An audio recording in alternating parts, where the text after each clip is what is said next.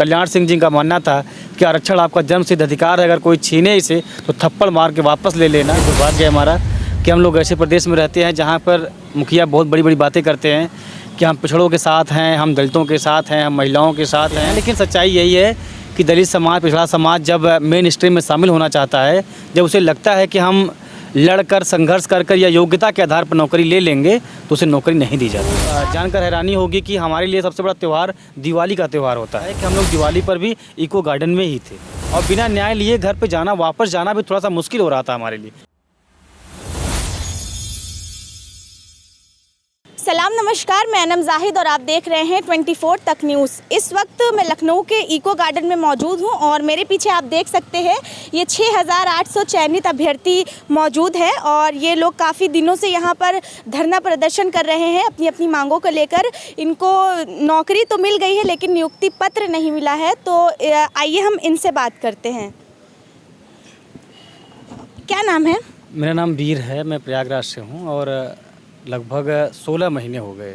16 महीने से आप लोग यहाँ धरना प्रदर्शन 16 महीने से धरना प्रदर्शन कर रहे हैं। अभी कोई सुनता है तो लोग एक बार देखते हैं हमारी तरफ और बड़ी बेचारी निगाहों से देखते हैं कि बेचारे ये बताइए किस समाज से हैं और कैसे लोग हैं कि 2 दिन 4 दिन 10 दिन जब लखनऊ में रुकना लगभग असंभव हो जाता है, 16 महीने से कोई संघर्ष कैसे कर सकता है। लेकिन अब क्या करिए, दुर्भाग्य है हमारा कि हम लोग ऐसे प्रदेश में रहते हैं जहाँ पर मुखिया बहुत बड़ी बड़ी बातें करते हैं कि हम पिछड़ों के साथ हैं, हम दलितों के साथ हैं, हम महिलाओं के साथ हैं।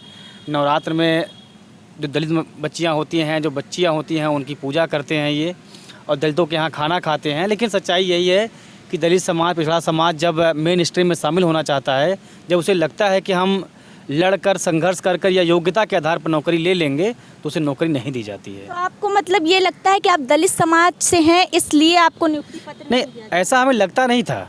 ऐसा 2 साल पहले नहीं लगता था। हम भी अपने आप को हिंदू समझते थे कि हम तो हिंदू हैं और हम हिंदुस्तान में रहते हैं और गर्व था इस बात का। लेकिन पिछले 2 साल से इतनी पीड़ा हमने सही है, आपको जानकर हैरानी होगी कि हमारे लिए सबसे बड़ा त्यौहार दिवाली का त्यौहार होता है। लेकिन प्रदेश इस बात को जानता है कि हम लोग दिवाली पर भी इको गार्डन में ही थे। रक्षाबंधन हमारे जो हिंदू धर्म है इसमें सबसे पवित्र त्यौहार भाई बहनों का माना जाता है, लेकिन हम तब भी यहीं पे थे। त्योहारों में तो जाना चाहिए, नहीं जा सके ना, बता तो रहे हैं आपसे। क्योंकि अब ये जैसे आपने कोई चीज़ शुरू कर दिया है और उसको अगर आप बीच में ब्रेक करते हैं तो फिर जीरो शुरू हो जाता है। लेकिन चूँकि हमारे मन में ये था कि अगर हम लगातार संघर्ष करेंगे तो हमें न्याय मिल जाएगा और बिना न्याय लिए घर पे जाना, वापस जाना भी थोड़ा सा मुश्किल हो रहा था हमारे लिए। इसलिए यहीं पे त्यौहार हमने बिताए, यहीं पे नया साल बिताया हमने, यहीं पे हमारी दिवाली बीती, यहीं रक्षाबंधन बीता हमारा, सारे त्यौहार हमारे बीत गए। हमने यहाँ पे दुख सहा, सुख के मौके भी आए, ऐसा नहीं है हमारी चयन सूची में नाम आया तो एक खुशी का माहौल था और सुख का मौका भी था हमारे लिए। मुख्यमंत्री जी के मुलाकात के बाद वो लिस्ट आई थी, लेकिन लिस्ट आने के बाद, चयन हो जाने के बाद चुनाव आया और चुनाव की रैलियों में हमारी आवाज़ें जो हैं वो दब के रह गई। चुनाव रिजल्ट आ गया, मुख्यमंत्री बन गए, शिक्षा मंत्री हमारे समाज से बन गए, दलित समाज से, पिछड़े समाज से आते हैं वो और ऐसे परिवार से आते हैं जहाँ पर आरक्षण की इतनी ज़्यादा बात होती थी। उनके दादा माननीय पूर्व हमारे मुख्यमंत्री प्रदेश के कल्याण सिंह जी का मानना था कि आरक्षण आपका जन्मसिद्ध अधिकार है, अगर कोई छीने इसे तो थप्पड़ मार के वापस ले लेना।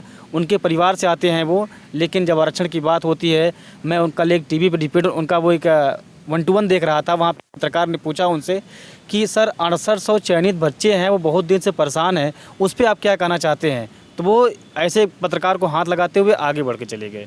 मतलब शायद वो इस बात को भूल गए हैं कि बच्चे हमारे ही हैं और हमारे विभाग ने इनका चयन किया। और ये सबसे बड़ी बात पिछड़े और दलित समाज से आते हैं जहाँ पर पढ़ाई के लिए घर से बाहर निकलना, विषम परिस्थितियों में स्कूल जाना, पढ़ाई करना और बड़ी हायर एजुकेशन लेना, उसके बाद चयन सूची में नाम आ जाना आपका बहुत मुश्किल होता है। वही तो कह रहे हैं ना हम कि बताइए, वो केवल पिछड़े समाज से ही नहीं, वो उस परिवार से भी आते हैं जहाँ पर आरक्षण की बहुत बड़ी बड़ी बातें होती थी और वो आरक्षण की लड़ाई लड़ते लड़ते देश के नाम पर उन्होंने वो शहीद भी हो गए। लेकिन आप सोचिए इस बात को कि उस परिवार से आने वाला बंदा जो कि अभी युवा है और समझता है उस चीज़ को कि बच्चों का अगर ये 2 साल भविष्य उनका बर्बाद हो जाएगा तो आने वाले समय में वो क्या करेंगे। लेकिन वो कभी भी हमारे मामले में गंभीर नहीं है, बस इस बात को लेकर वो निकल जाते हैं, कह निकल जाते हैं कि मामला कोर्ट में है। बताइए कोर्ट में क्या हम गए थे क्या, या हमारे कोई लोग कोर्ट गए थे कि हमारा मामला कोर्ट फंसा दीजिए, हमें नौकरी नहीं चाहिए, या कोर्ट से कोई स्टे है, ऐसा कुछ नहीं है। लेकिन उनके मन में पता नहीं क्या है, हम समझ नहीं पाए आज तक। शायद वो विदेश पढ़कर आए हैं, नहीं समझते हैं कि यहाँ के पिछड़े समाज के बच्चे, दलित समाज के बच्चे कैसे निकलते हैं। महिलाएं, बच्चियां यहाँ पर जब घरों से निकलना मुश्किल होता है, कैसे धरना देती हैं, कैसे आंदोलन करती हैं, बहुत मुश्किल होता है। लेकिन शायद उस चीज़ को नहीं समझते हैं, अब तक हमें न्याय मिल गया होता। अच्छा, आपकी जो संख्या बल है पहले मतलब ज़्यादा होती थी, अब कम क्यों है? देखिए, धीरे धीरे ऐसा है कि हम लोग पिछड़े समाज से आते हैं, हमारा बैकग्राउंड जो होता है बहुत कमज़ोर होता है, आर्थिक रूप से भी हम बहुत कमज़ोर होते हैं। दलित समाज, पिछड़ा समाज, अल्पसंख्यक समाज हमारे देश में ऐसा है कि जब रोज़मर्रा का जीवन होता है हमारा, अगर हम करेंगे तो नहीं, खाएंगे नहीं, तो हमारा चयन हो जाने सब थोड़ी ऐसा है कि हमारे चयन हो गया तो हमें पेमेंट मिल रही है, पेमेंट तो मिल नहीं रही है। तो कुछ रोज़मर्रा की ज़िंदगी होती है, मजदूरी करनी पड़ती है, काम करना पड़ता है, किसी की दुकान है, किसी का परिवार है, उसको चलाना पड़ता है, तो उसके लिए उनको घर भी जाना पड़ता है। तो लगातार यहाँ पर नहीं बने रह सकते हैं। यही कारण है कि हमारे कुछ साथी घर चले जाते हैं, अपना घर परिवार देखते हैं, अपने बाल बच्चे देखते हैं, अपना भविष्य देखते हैं, काम करते हैं, अपना जीवन चलाते हैं। कब तक आप लोग ऐसे ही धरना देते रहेंगे? जब तक हमें संघर्ष, हमें हमारे न्याय नहीं मिल जाता। और आपको एक बात बता दें, मैं इस बात को पूरी जिम्मेदारी के साथ कह रहा हूँ कि हम गुरु हैं और मामला हमारा इस बार भिड़ा है गुरूर से। देखते हैं कौन जीतता है, गुरु या गुरूर। चूँकि हम लोग यहाँ से हटने वाले नहीं हैं, जब तक हमें न्याय नहीं मिलेगा हम नहीं जाएंगे, चाहे हम यहीं लखनऊ में अपनी शिक्षक भर्ती के लिए बलिदान हो जाए। देखते हैं इस बार कि उनका गुरूर टूटता है कि गुरु टूटता है। बहुत बहुत शुक्रिया। तो ये थे हमारे साथ शिक्षक भर्ती के जो हमारे साथ बात कर रहे थे। और कैसी लगी आपको वीडियो, कमेंट बॉक्स में अपना राय दीजिए और देखते रहें 24 तक न्यूज़।